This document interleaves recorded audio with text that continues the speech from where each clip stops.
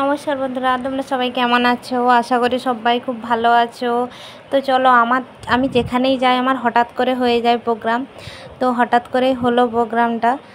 তো এই জায়গাটা আমার খুব সুন্দর লাগে। যখনই মামার বাড়ি যাই আমরা এখানে একটু দাঁড়াই, একটু গাছের ছায়ায়, তারপর আমরা যাই। তো দেখো, এটা একটা কেনাল, এখন জল নেই যদিও। তো পরিবেশটা সুন্দর লাগে, তাই একটু দাঁড়ালাম, একটু রেস্ট নিলাম, তারপরে আবার যাচ্ছি। এখানের আকাশটা দেখো, খুব সুন্দর। পুকুরটা এত পরিমাণে ফুল ফুটেছিল, মানে ছবি তোলার লোভটা সামলাতে পারলাম না।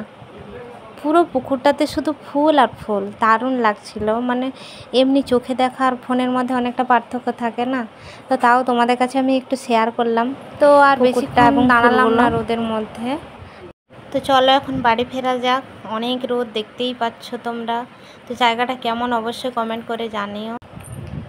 দেখো, এই হচ্ছে এটা আম গাছ। দেখো দেখি গাছের উপরে কে আছে। এখন গাছে আম নেই বললেই চলে।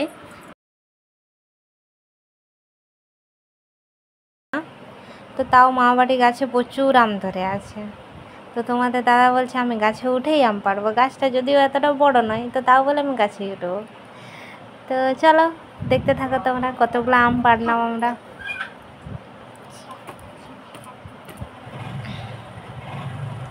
এই দেখো, গাছে প্রচুর পরিমাণে কাঁঠাল ধরে আছে।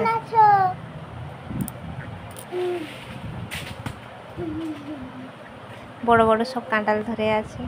আর এই এত বড় বড় আমগুলো আমরা পেড়ে নিয়েছি, এগুলো নিয়ে যাব। এর মধ্যে কাঁচাও আছে, পাকাও আছে। তোমরা কে কে আম খাবে চলে আসো।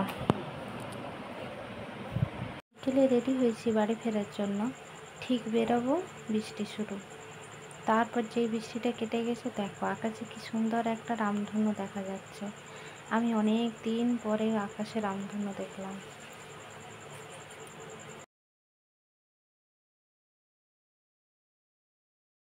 তারপর রাস্তায় আসার সময় মামাবাড়ি ঢোকার একটু আগের গ্রামটায় তোমার একটা খাদান আছে, অনেক বড় খাদান। তো ওখানে কিছু ছবি তুলে নিলাম সবাই মিলে। আর একটু চারপাশটা আমি তোমাদেরকে দেখাচ্ছি। আমরা যখন ওখানে ছিলাম তখন প্রায় কটা বাজে, 6:15। তো তখনও সূর্যটা খুব একটা অস্ত যায়নি। ব্যাস, ঝাড়গ্রাম ঢুকতে ঢুকতে আমাদের সন্ধে হয়ে গেল। এরপর চলো দিদা কী কী জিনিস দিয়েছে আমি তোমাদের দেখিয়ে দিই। পুঁই শাক, আম, লেবু আর কাঁঠাল, বাস এগুলো নিয়ে এসেছিলাম। আর আমার ব্লগটা আমি আর বেশি বাড়াচ্ছি না। তো সবাইকে অসংখ্য ধন্যবাদ আমার ভিডিওটা শেষ অবধি দেখার জন্য।